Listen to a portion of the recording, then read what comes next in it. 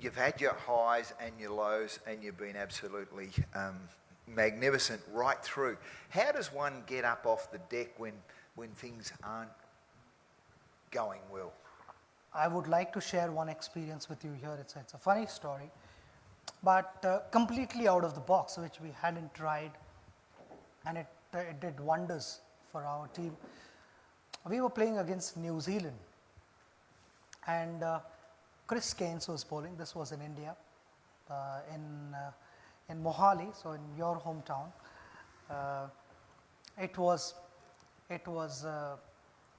The ball was reverse swinging, and Chris Keynes was virtually beating us 2-3 times an over. I was batting with Rahul Dravid, so the main batters were batting. We'd like to believe that we were the main batters. And we were getting beaten, and we were sort of clueless because we couldn't see the shine. Sometimes the surfaces are such that it becomes a little difficult to figure out which side is the shiny side and which is the rough side. I expect all you guys to know what reverse swing is. Reverse swing is wherever the shiny side is, the ball starts to go in that direction.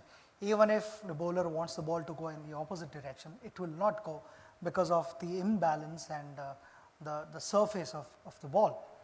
So Chris had started doing that, and I met with Rahul in the middle of the wicket, in the middle of the over. I said, I've got an idea. And he said, do you want to share it now or after the over? I said, I'll share with you after the over, but it can work.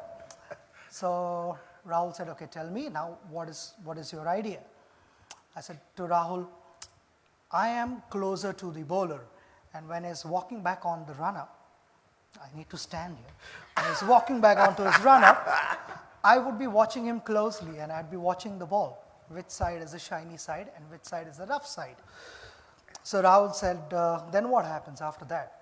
I said, whichever side is the shiny side, I will hold the bat in that hand. If he's going to bowl an outswinger, the bat is going to be in my left hand. If he's bowling in swinger, the bat is in my right hand at the non-striker's end. So that's the only time in my career when the batsman is ready to face the ball. He's not watching the bowler, he's watching the bat in my hand. So he's very good. So Rahul is watching me, and suddenly you see a couple of cover drives being hit for boundaries, and on drives passing piercing mid-wicket and mid-on, and Chris is like wondering, these guys were getting beaten a couple of times every over, and suddenly I'm giving away a couple of boundaries. There's definitely something wrong. So all the fielders were watching me because I was, watching Chris and not Rahul. And normally, no batsman stands facing the bowler. He would be like facing the other batter. And then I would quickly change the bat, and by then they had sort of figured out that there is something fishy.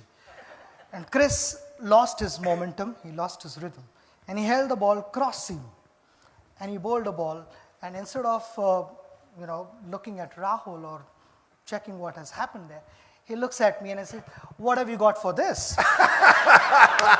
Chris didn't realize that I had also warned Rahul that if I don't know what is coming, I'm going to hold the bat in the middle. So that is how the story goes. So it's just, in short, it's just being a step ahead of your opposition.